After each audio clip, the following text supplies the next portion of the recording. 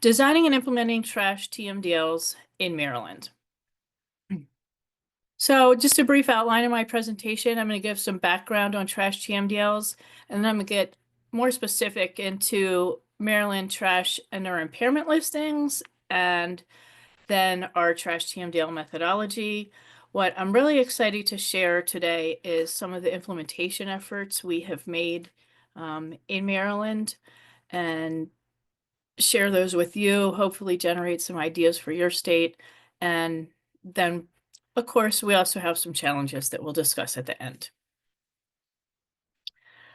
So I know this is a nationwide audience. I don't know where everyone comes from or your professional background. So I start real basic. What is a TMDL? A TMDL is a total maximum daily load, and it's defined by EPA as the maximum amount of an impairing substance or stressor that a water body can receive without violating water quality standards.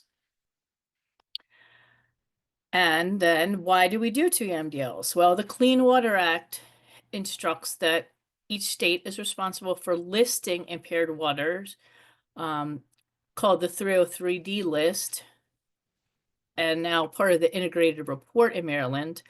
And once those listings are put on, you need to evaluate the water and do a TMDL if it's impaired, or you can do a water quality analysis if you find with more data it's not impaired. I also spoke about the amount of pollutant without impairing water quality standards and water quality criteria. I just wanted to share, this is the criteria in Maryland for trash. You see there's a lot of different things in there, but in the criteria we're writing the TMDL is a narrative criteria and includes words like unsightly, other waste, nuisance, floating debris. This is the criteria we were going based on. So in your state, it may be different, but that's definitely something to consider. So moving forward to trash TMDLs. California was the first state to list and complete a trash TMDL. I'm gonna say around 2007. No, that might have been the second version. So don't hold me on to all the California facts.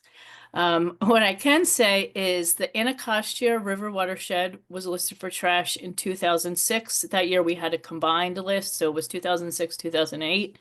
And we completed the TMDL in 2010. Baltimore Harbor, which the initials stand for Patapsco River Mesohaline is its official title, was listed in 2008, and the TMDL was completed in 2015. Another important point here is we don't have a numerical standard for trash, and both of these listings were added due to pressure from stakeholder input. At the bottom, you see several other states now have trash TMDL listings, and that information is from EPA.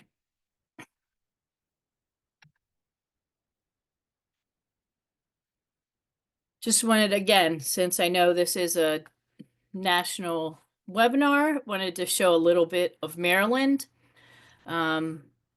I think just to give everyone a geographical location. Oh, most people know where Washington, D.C. is. Baltimore is, of course, about 40 miles north. So those are the two listings. I also put our Maryland flag. We're very proud of our flag, which is somewhat unique for a state. I don't see other states doing that. And then we also have the Chesapeake Bay running down the center of our state. And of course, our friend, the blue crab, which we all love to protect and also eat. But I think it gives a unique water quality concern in Maryland with the Chesapeake Bay. We get a lot of, people love that. It's a national treasure. And so we're often very supported in water quality restoration in Maryland because of the Chesapeake Bay.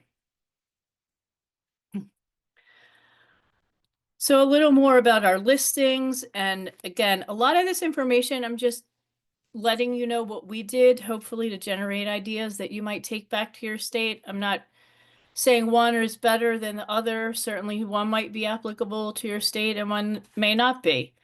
But just to let you know that there are options out there.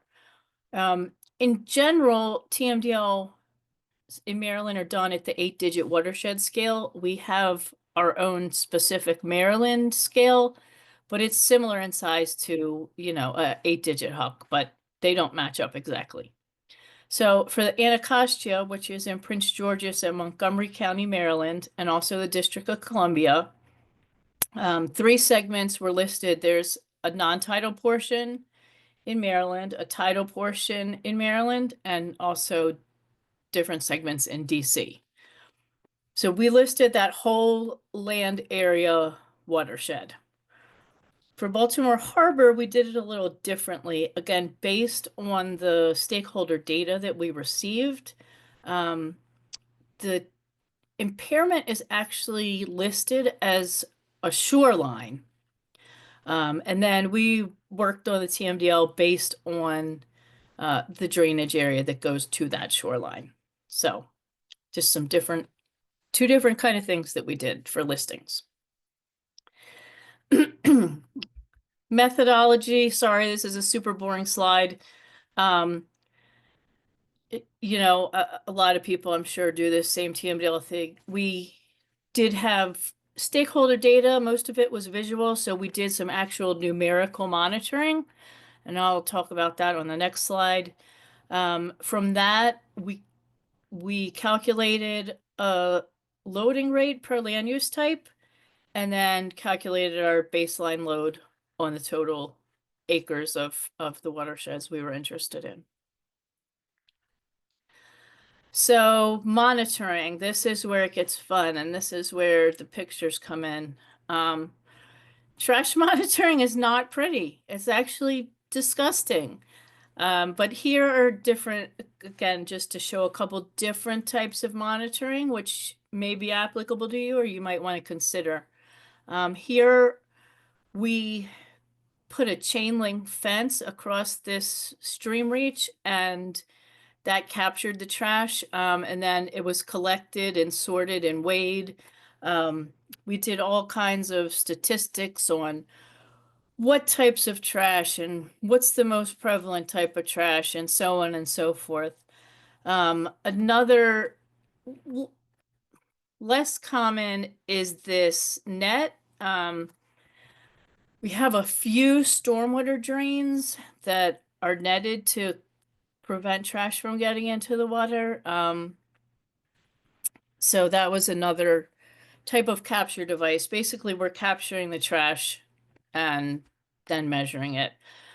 So we also did some, we didn't end up using the data, but just for records, we looked at, trash on streets and trash on the land, and how it could be entering into the water. Both of these watersheds are very urban areas, so we found that most of the trash was going through the street level storm drains. Again, just talking through to generate ideas. So once we collected our data, we tied it back to different types of land use, so that we could generate a loading rate for different types of land use. You'll notice again, they're all urban land uses in these 2 watersheds. And you'll notice there's a lot of variability, and we'll talk about that on the challenge slide. But basically we took, all the acres that were draining into the stream and came up with our baseline load.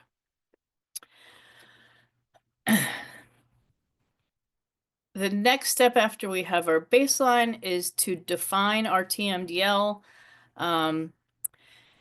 And especially, this is the general TMDL equation for all pollutants, but to separate items into load allocations that are coming from non-point sources and waste load allocations that are coming from point sources, and also a margin of safety.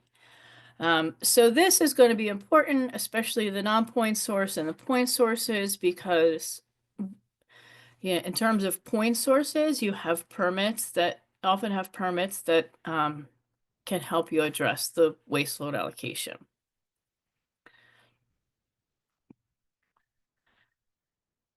And the final section of a TMDL is assurance of implementation. So we're putting out here that we need to do these huge reductions in trash or any other pollutant. We need to put some information in the TMDL that we have some ideas of how it's going to be implemented.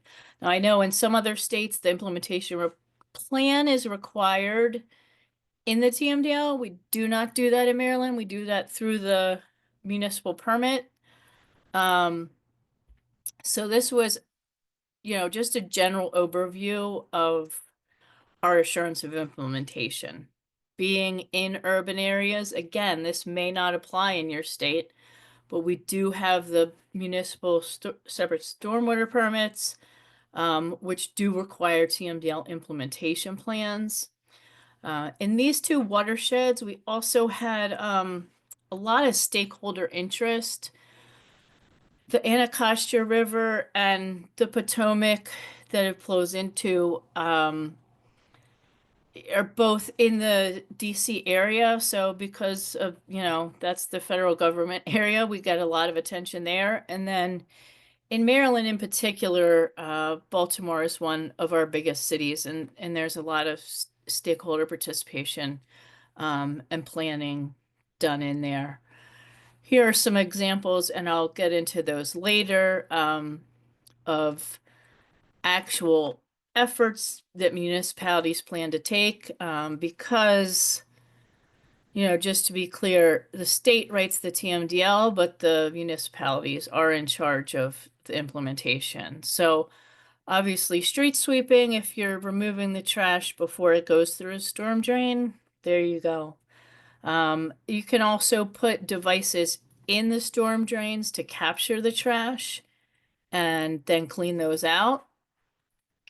We also talked about litter control and recycling.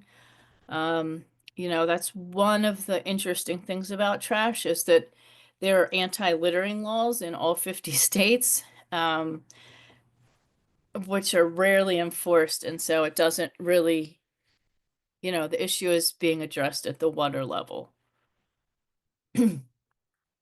Here are some of the groups that we work with. Again, both of these watersheds have a lot of stakeholders and a lot of attention on them.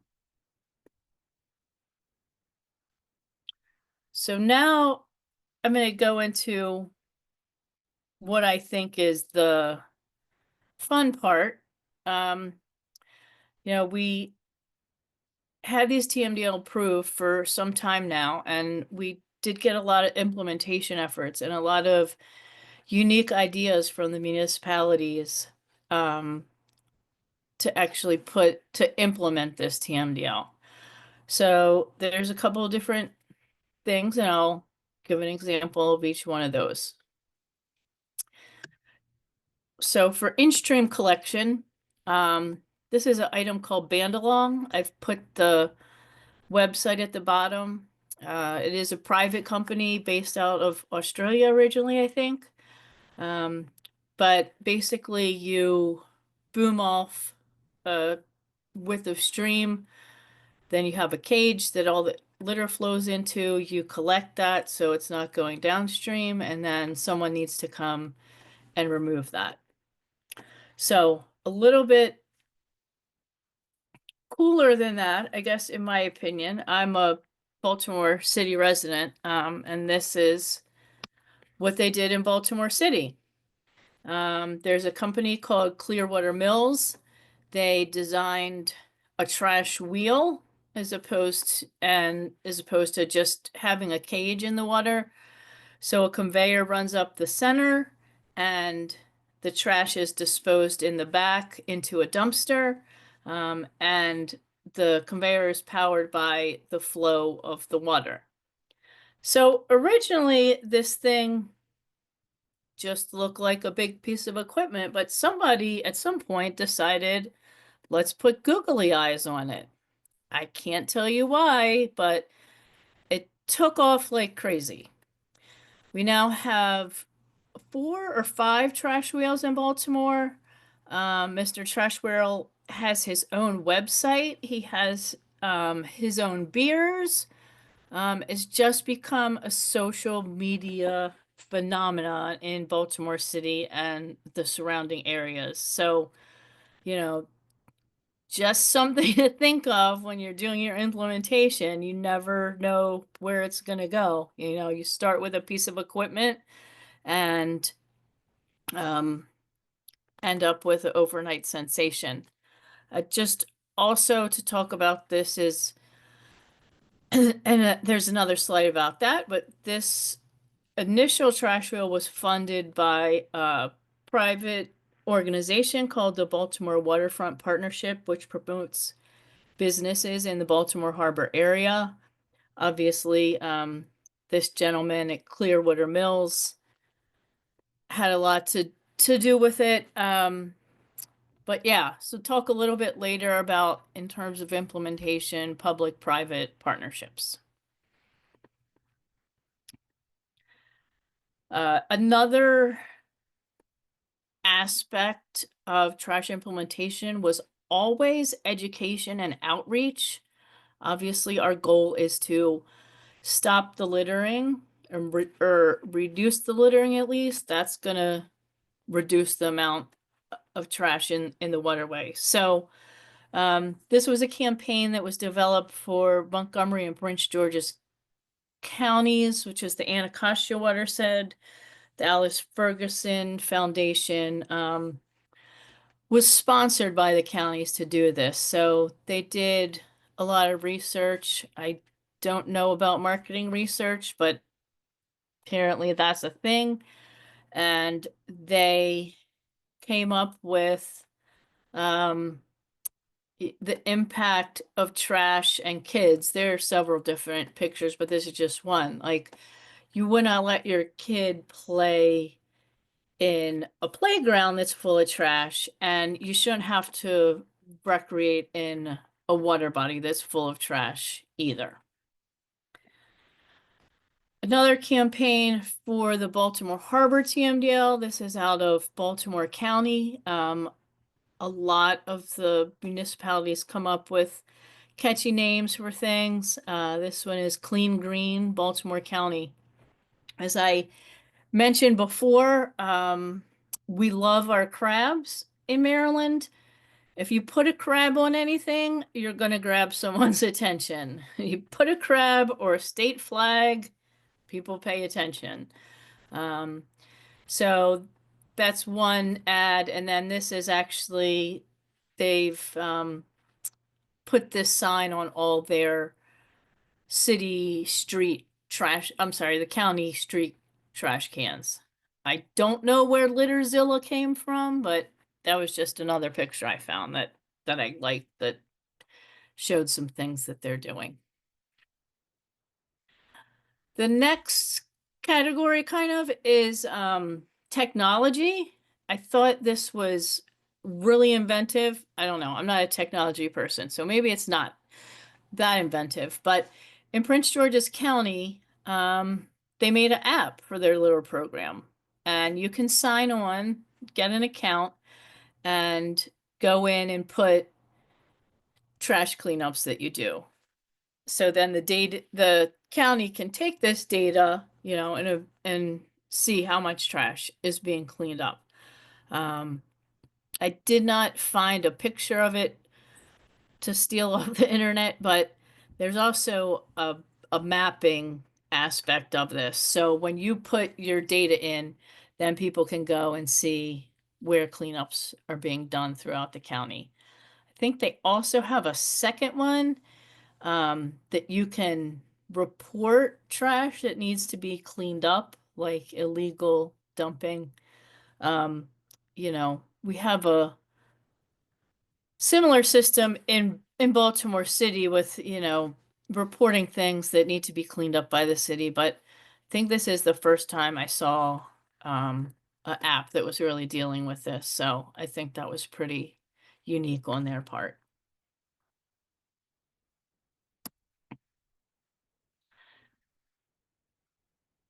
Another tool that was used in implementation was different types of legislation.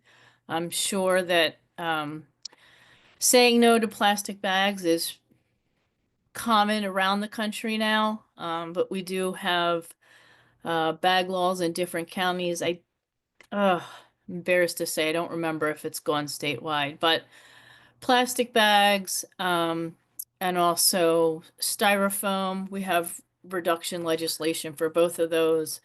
Of course, in big dump sites, we have dumping enforcement, that's been written into legislation. And there was one more. I can't, it'll come to me in a second. Sorry. So again, just ideas of what you can do to help with your trash problem. As I mentioned, both these areas are very urban, so they both have MS4 permits. We did actually work with our county to add trash language into their permit. This is just the general information that for all TMDLs, implementation plan is required. And annual reporting is required, but in the counties that are affected by the trash TMDL, we were able to work with the county and put a lot more information about getting the trash cleaned up, kind of over and above other pollutants. It's just such a prevalent issue and it speaks to so many people. And I think that's how we were able to get that written into the permits. So with all this implementation, of course, we all always need money. So some funding sources that we've used have been grants. Whether not to really call anybody out, but NOAA has like a significant amount of grant funding. I mentioned before also public and private partnerships. This is the logo for that waterfront partnership of Baltimore that work with Baltimore City to pay for that first trash wheel and get the interest going. There's another program, EPA Trash Free Waters. So there are a lot of resources. A lot of them have funding resources. Depending on where you are, your interested stakeholders may have funding sources. But overall, just some ideas. So that was the fun part, right? Now we get to the challenging part. Two of the biggest items we had trouble with is data variability, like I said. And like you saw on the example of different loading rates for different land uses, what you're based on monitoring. Trash monitoring is difficult. It's not, there's so many things that can count as trash, from a bottle cap to a cigarette to, a refrigerator that's been dumped somewhere. It's not as simple as going and taking a water sample and measuring how much chlorides or how much sediment's in there. So there is a lot of variability, and we did receive a lot of feedback on the variability of that, and and the baseline load that we calculated from that. I think what we stand by in Maryland is that no one's required to have perfect data, but we're required to have the best data that we can collect. And we do stand by the fact that we did that. And another is just proper planning for sampling study is very important. Second thing we call, I'm not sure if we still call, but we used to call trash a new and emerging pollutant. So there's not a lot of implementation or BMP efficiency information. So you're going to need to put in effort to quantify the effectiveness of what you're doing to show that you will be meeting your TMDL. And now from challenges to even more challenging. I'm sure some of you on the call already know. Litigation. In 2017, 7 years, which was the maximum statute of limitations, NRDC sued EPA and DC Circuit Court, stating that the TMDL did not include a maximum load. What we included was a baseline load, and we were going to reduce all that, producing effectively zero. But we did not state that the TMDL endpoint was zero, so it was not considered a maximum load. They also, as I mentioned, with the challenges and data variability, they question the accuracy of our data and the time to create a revised TMDL. So the courts did side with them on the maximum load issue. I imagine most of you know, we have gone through what we call the plain language lawsuits. We've gone through, well, TMDL stands for total, so you have to have a total. TMDL stands for maximum, you have to have a maximum, picking apart every letter of the acronym and making sure they're explicitly defined in the TMDL. So the court did agree with them on that issue that we did not, in fact, include a maximum load, but they disagreed with the remaining requests, like the accuracy of the data and timelines. They said that that was not part of the Clean Water Act, and so they could not legally enforce that. So what did we do since then? Maryland and DC together worked with Morgan State University, which is a local Baltimore university. And we've conducted a public survey. And the reason we did that is because the narrative standard is for recreation. And we wanted to determine how much trash the average person would say was okay and still recreate in the water area. So from the beginning, Maryland and DC both are not in favor of a zero TMDL endpoint. So we have taken some time to conduct a public survey, and do a scientific analysis of the results in order to come up with the TMDL endpoint. So it's not finished yet. We're still working there. At the end of the day, the data that we do have says surprisingly, we need to make significant reductions in the trash load, and that people don't want to recreate in areas that there are trash.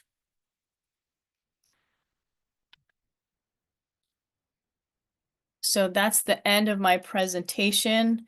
I saw a couple questions pop up in the chat. Gonna leave my presentation on and turn I think it's gonna get wacky for a second. Please hold.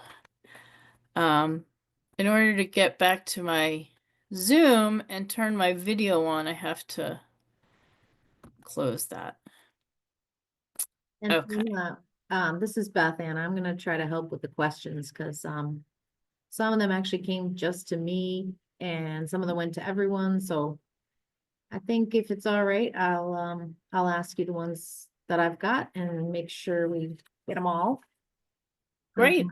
All right. So way back to like the slides where you were showing the pictures of the data collection portion of your work. The question is, did you net capture at the storm drain outfall or at the storm drain itself? It was the outfall.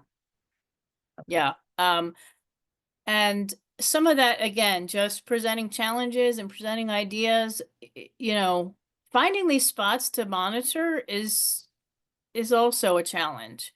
We don't have, you know, some outfalls are underwater, some outfalls are in locations you can't get to. It was pretty unique that we had these netted outfalls that we could look at. Um, you know, again, the trouble with that is if you don't have that kind of data for the whole area, it's hard to really utilize that. Um, you know, but it was definitely informative to take a look at that. Absolutely. Um, all right, so we have another question about, which I think is a good one. Is this trash TMDL, excuse me, TMDL just for floatables? It is, and that is due to the criteria, which indicates floatables. Um, Obviously, we have been at this for a long time and have gotten that question many times, and do believe, you know, I think, which is the insinuation of the question, like, what do you do about the items that are not floating? Um, but yeah, we went based on our criteria, and so this is pretty much a floatable. It honestly, it kind of combines over time. You know, if you have a plastic bottle, it can start as floating. If it degrades enough, then it can go on the bottom. So they're technically it is for floating, but they are interrelated. Yeah, that makes sense. All right, and then we have another good one. Have you been able to make use of anti-drug use funding since syringes and other paraphernalia are pretty large components in some areas? We have not, and that is a great question. We always like to talk about funding. Um, as I said, you know, um, the TMDL in the Anacostia was approved in 2010. We have continued to do monitoring since then, to see if we can determine trends. Is there less trash? Is there more trash? Is the composition of trash, changing? I don't recall, you know, that drug paraphernalia was a high category when we were doing our monitoring. It's mostly food packaging, bottles, styrofoam, um, you know, stuff like that.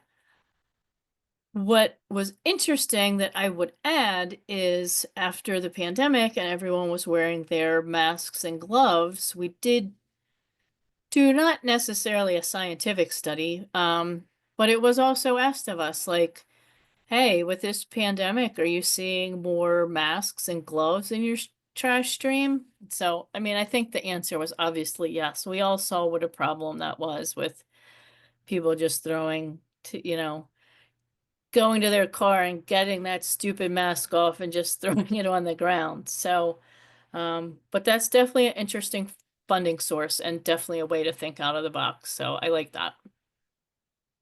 Yeah, and that's the idea behind the webinars is to support each other by sharing the information. So thank you. And thinking, okay, so then there's another one.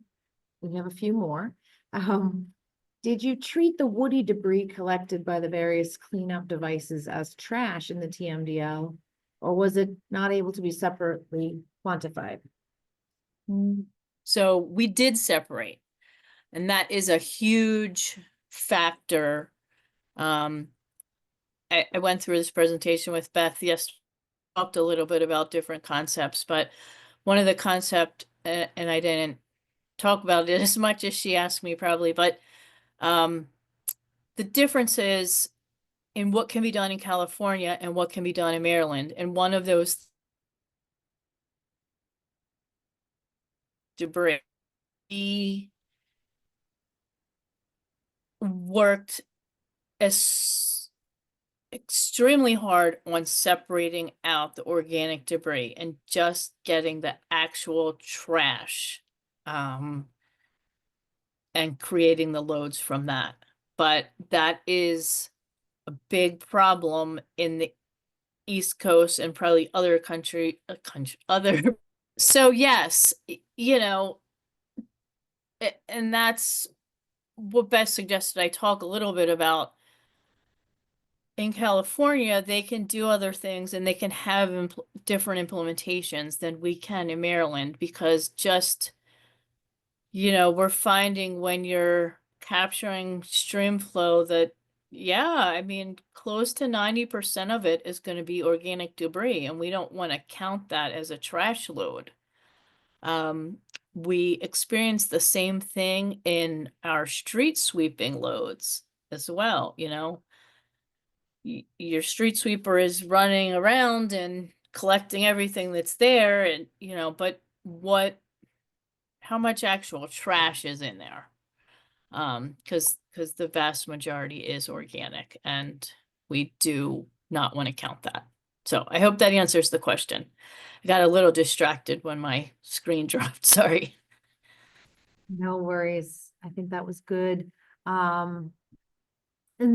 And here's another question, which I think you've been talking about a lot, but there, straight on, here's the question. How do you make your impairment decisions? Is there some assessment guidance? That is a great question. So for many pollutants, we have an assessment methodology that goes, and I can share some of that maybe after the website, or you can just go on to the Department of the Environment website. All our assessment methodologies are listed on there. We do not have one for trash. And now I've been working at this for so long, I think I know where this question is coming from, because we have discussed that. But for the two listings that we did put, it was definitely stakeholder input, and that's the long and short of it. I know EPA is working on a trash listing methodology, so I imagine that's some part of where the question came from. And we've worked with them on that, but we do not have an official impairment listing methodology for trash.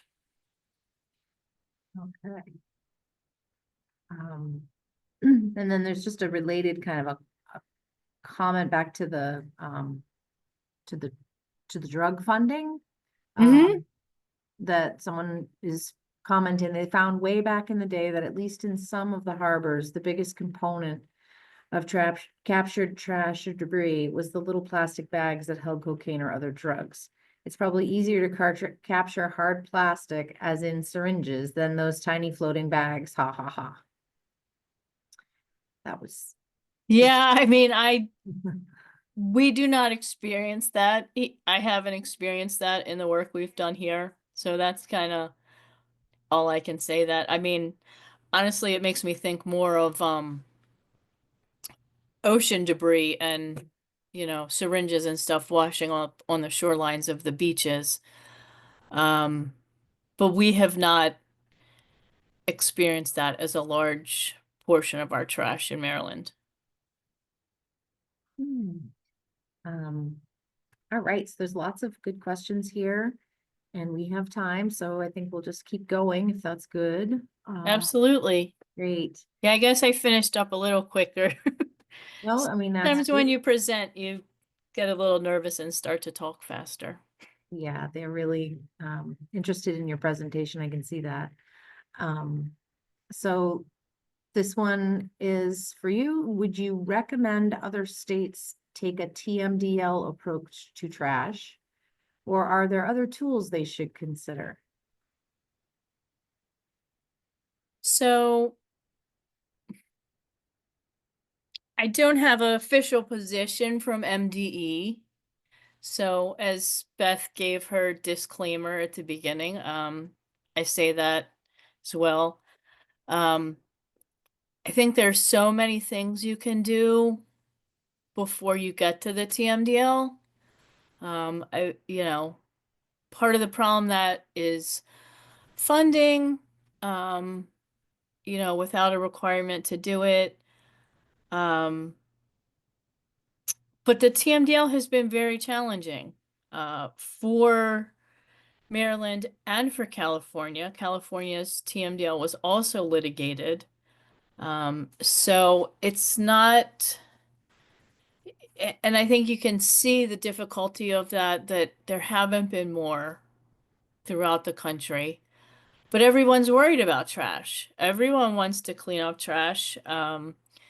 There are numerous organizations, you know, there's a marine debris program, there's the EPA Trash Free Waters that are doing projects around the country without any TMDL.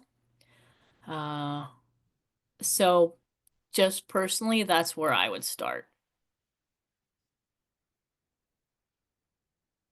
Um, And then we have another one about the surveys. Are the trash survey questions available anywhere that we could read, but not necessarily to submit responses? I think they just want to learn from your Yeah, survey. the responses are closed.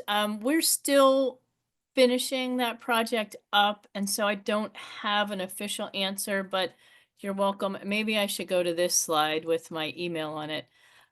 Ah, shoot. You're welcome to I'm gonna pull that up. email me directly um, with questions that I can't provide the full answers to today.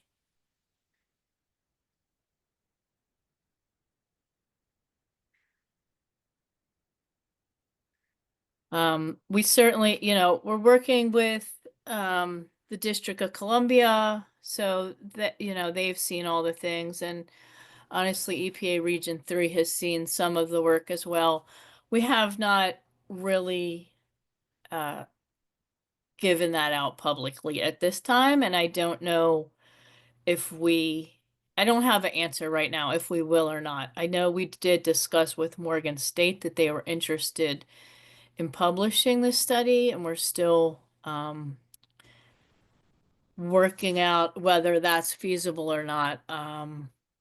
But yeah, that would be a question for a future date. All right. And then a related question, so I'm not sure which report this is referring to, but is the TMDL report available and can we get a hold of it? Yeah, both approved TMDLs are on the Maryland Department of the Environment, as well as for the Anacostia DC. But yeah, if you just Google Anacostia Trash TMDL or Baltimore Harbor Trash TMDL, something should pop up. Again, if you want a direct link, you feel free to email me and I can give it to Beth maybe and she can send it out to the group. Great. Yep, that sounds good. Couple more, I think. Actually, yeah, we're getting there. That's Might even be the rest one. So if anyone still has questions, you can get typing so that I can keep reading these to Anna. Okay, more coming. Was there any analysis of trash cans in the areas or land use and whether more of those would decrease trash into waterways? so yeah, there are interesting studies that have been done on that in numerous areas. We did actually a small amount of looking into that. And honestly, the answer that we have found is that it can go either way. If you have, and I can tell you this is absolutely true in Baltimore City. If you have a trash can, people know that the trash can's there and put their trash in it. And then if the municipality doesn't collect it in a timely manner, then people just keep putting more in trash in it. So it actually becomes, you know, kind of a nuisance rather than a benefit. Um, on the other hand, I think we obviously know if there is no trash can, people still throw a lot of litter down. So yeah, we did a little bit of work on that. And that was part, I think, of the marketing campaigns and doing research about who's littering and why they're littering and what contributes to littering. One study that we did specifically involved bus stops, um, and trash cans at bus stops or, you know, bus stops in general where a lot of people are there and waiting and just throwing trash on the ground. So, yeah, I don't know that we have any published stuff from Maryland, but that is a question that has been looked into in a lot of areas. Yeah, that makes sense. I've seen that before too, where there's trash cans, they will bring the trash. So, Yeah, I mean, we even have a issue in Baltimore City, and maybe other places, I can't remember, but um along prominent commuter routes, car commuters, people will bring trash from their homes and put them in the municipal cans. So we actually have signs in some places in Baltimore City that say, this can is not for residential trash. Um, yeah, it's an interesting phenomenon. all right. And then we have one more question that I'll give you now. Were your loading rates from land use type challenged? Also, do you have information on how Mr. Trash Wheel was funded, cost of the unit and operating type, operating cost? All right. So the first question, what I understand the question to be is, did we look into the different types of trash? Is that the question?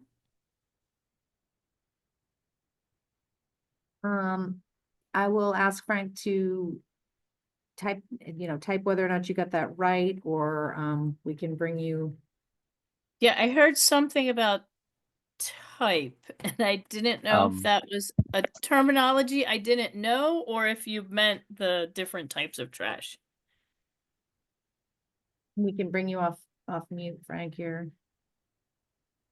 Oh, he's typed back. Sorry, hang on. Trash rate load in the TMDL.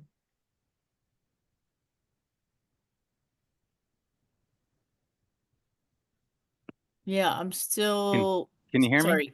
Yeah, Oh, still okay, great. confused by the question. Sure, if you can hear me. What I understood from the one table that you presented in the TMDL, you had come up with different loadings by land use type or Correct. residential development density. That Was was there just anything in the litigation that challenged those loading rates? oh, no, no. No, the actual loading rates were not challenged. And that's another thing that you can Google NRDC versus EPA Anacostia trash, um, and you can read the whole litigation and ensuing development. But that was not one of, I mean, maybe technically it was more just the data overall that they were questioning, not how we translated into those into loading rates. So I guess I would say no, that loading rates were not included, specifically included, but maybe inherently included.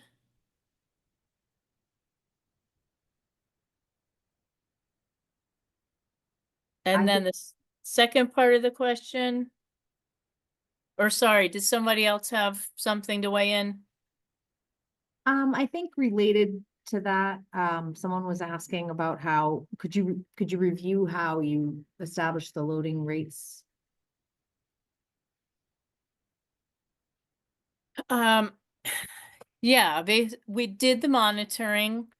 The monitoring was targeted to capture different land use types. Some of that was in-stream monitoring and some that was stormwater outfall monitoring. We found that the outfall monitoring better captured an individual land use type than the in-stream monitoring. But of course, some of the in-stream trash is coming from, you know, there are outfalls into streams. So, yeah, I guess that's the simple answer. I mean, I could talk about it extensively, and there's extensive information in the TMDL report about that. But in essence, monitoring sites were somewhat targeted to capture different land use types and associate it back to that land use.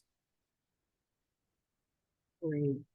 And then, yeah, I think you were about to go on to that second half of Frank's question was about the information on how Mr. Trafschweel was funded and the cost of the unit and operating cost, if you have that information. Oh, absolutely.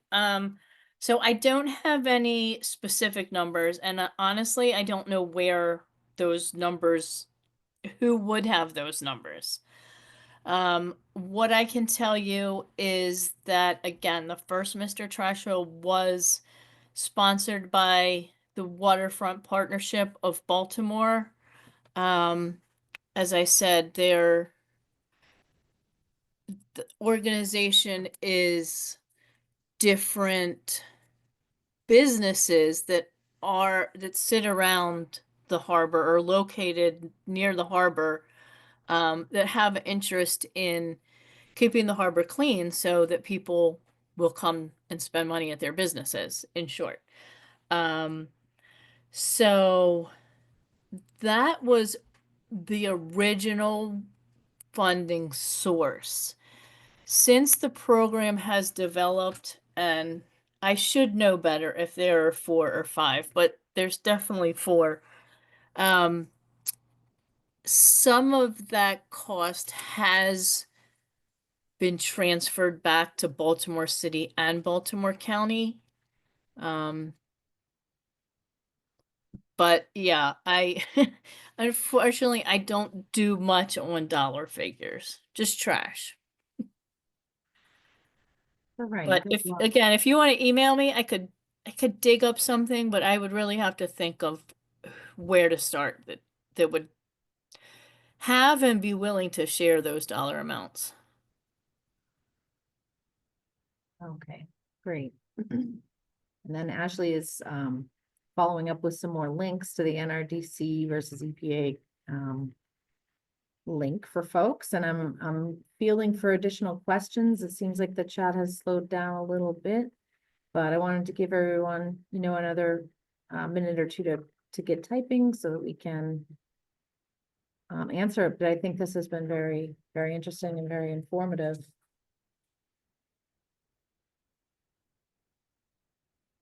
Yeah, and I'll just say, I mean, this is a nationwide problem. We all know that. You know, I guess talking off the cuff a little bit, if you walk in many streams from urban areas to non-urban areas, that litter is a problem in this country and it ends up in our waterways.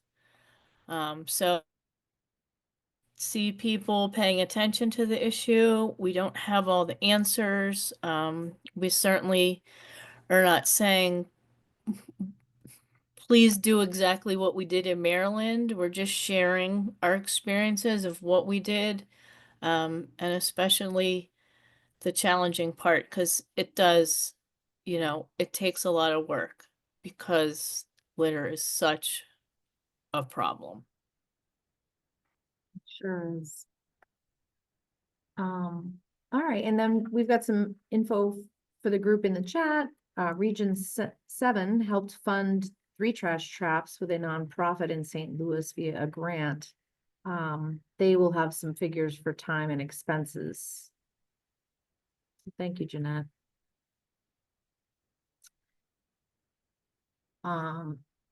But like I said, we're still open for questions. If anyone has any, to pop in there. We very much appreciate everyone's time today, and thank you, Anna, for doing the work of it. And we're gonna, like we said, we're gonna post this webinar to our library, and there's a link to that for you to access this again. But yeah, it's Yeah, been and absolutely feel free to be in touch. I love to talk about this. I could talk about it all day. The more you think about it, the more trash you will see around your cities and your neighborhoods. I kind of am obsessed obsessed a little bit with it now. But yeah, it's good to see that even a minor amount of work can make a difference. excellent. Yep. And I posted your email to the chat a couple times so folks can get in touch with you. Yep. So yeah, thank you very much for joining us. All right. Well, thank you. Take care, everyone.